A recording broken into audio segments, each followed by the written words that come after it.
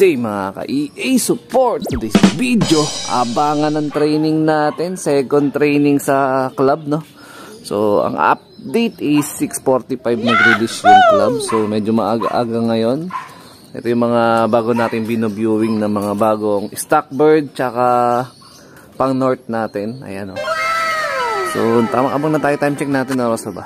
7:13. So possible dapat meron na tayong pa-arrive niyan na ibon. So apat na nga lang mga kalapatids yung naikarga natin kagabi sa second training, which is ang bitaw dyan sa may Teresa, Rizal. Nasa 30 plus kilometers yan. So yung last time natin Antipolo, 21 kilometers ata yun mahigit. So medyo awit tayo nun. Yung 6 na kinarga natin is 4 lang ang nakauwi. So hanggang ngayon wala pa yung nawawala natin 2. Is kasama talaga siya sa parte ng pag-iibon natin. Actually medyo may mga ilan din ng mga kalapatids natin na pahirapan din ng first training nila. Hindi naman tayo nag-iisa. Mayroon tayong mga kadamay. So medyo makulimlim. Pero mas makulimlim yung Antipolo na bitaw nung nakaraang first training natin. So sa ngayon saktuhan lang. Tapos yun nga pala, no, mga ka-EA, no. So good luck nga pala sa mga tropang kalapatids natin na mayroong abangan ngayon derby, piplap, tawid dagat na at sadyang mahirap na ang karerang yan.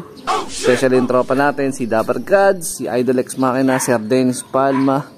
Ayan, tsaka yung mga iba nating mga kalapatids pa dyan. So tama lang yung abang naman tayo ng training natin ngayong araw. So possible dito na naman lulusot yung ibon natin at malamang sa malamang Miss Puyo pa rin ang mauuna, no?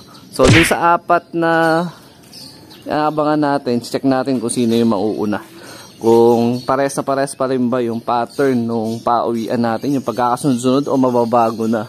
Kung sino yung mga possible na mga mauuna natin galing dyan sa second training. Ayan. 5, 4, 3, 2, 1, release! 6:45 Teresa, Rizal!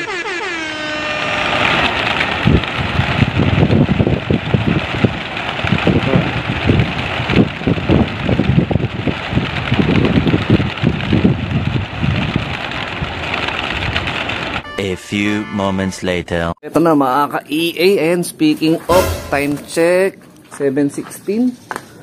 So meron na tayong first drop. Sino to? Iba ba to? Hindi pa to si Miss Puyo? Normally hindi naman dumadapo si Miss Puyo dyan, rekta agad siya eh. Sino to? So 6:45 nag-release yung club. Time check natin nung pagdating na nasilip ko, 7:16. So ilang minuto yun? Siguro mga 26 minutes. Tama ba? Mamaya i-compute natin. Medyo na gugrogi tayo sa mathematics eh. Sino to? Hindi naman dyan dumadapo si Miss Puyo ah. Naunahan si Miss Puyo ngayon ah. Sino to? Aba? Oh no!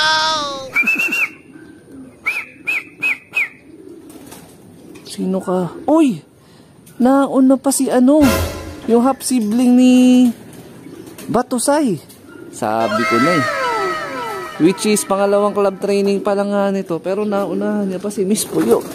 So ito yung tinatanong ko mga kalapatid. Nasabi ko kung ano ba yung possible na maganda yung ibigay na pangalan. So meron mga nag-comment. So maraming salamat doon sa mga nag-comment, nag-suggest ng pangalan niya. Pero may naisip na rin ako. Actually meron akong 2 option.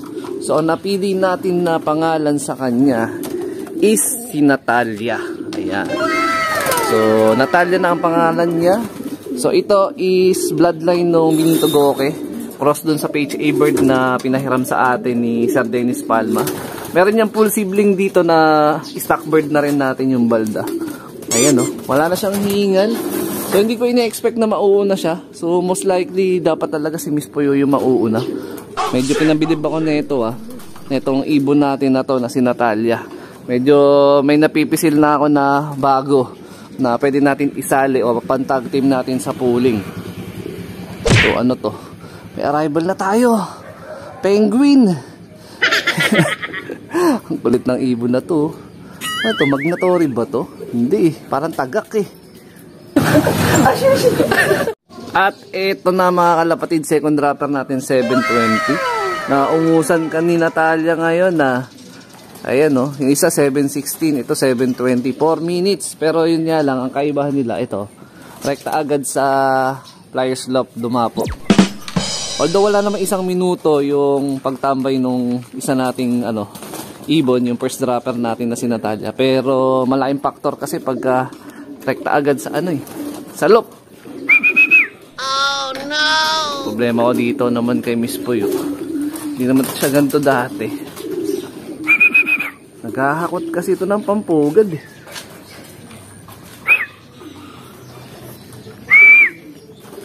Pinapahirapan ako nito. Noong nakaraan, ganito rin to eh.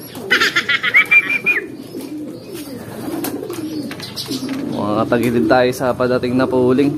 Pagdating sa trapping medyo kailangan pa nating mag-adjust. Gege, pasok. So 2 out of 4 na tayo. So nagkaroon ng pagbabago. No, first training natin, ang unang dumating, Miss Puyo. Second dropper natin si Natalia. So sa ngayon, si Natalia naman na naging first dropper. Siya naman na naging second drop. No? Na bago iip ng hangin. So dun sa dalawa na naiwan pa natin na si Venom at saka si Cloud. Tingnan natin kung sino mauuna sa kanila. Noong nakaraan kasi ang pangatlo si Cloud pang-apat si Venom.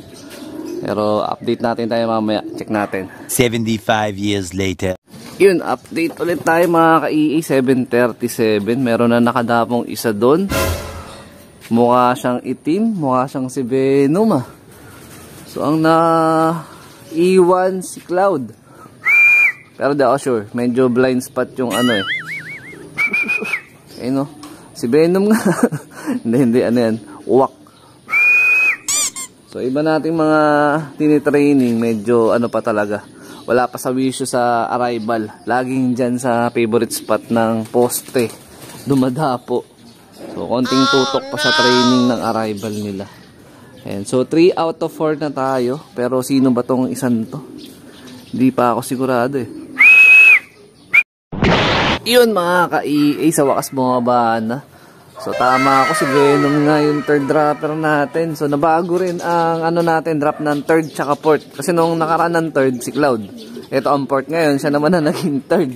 Nag-rumble yung yung arrival ng ibon natin sa second, sa second club training. Ayan siya. So gutom na to. So siguro tatanggalin ko muna panandalian itong si Red Batos kasi grabe na naman yung pambabaraw niya doon sa iba nating mga tinitraining na ibon. Ayan, mag-iitlog na kasi si Miss Puyo, kaya ganyan na naman na nagiging niyan ugali niya. Siya yung pinaka-alpha natin dito sa sa loft ngayon.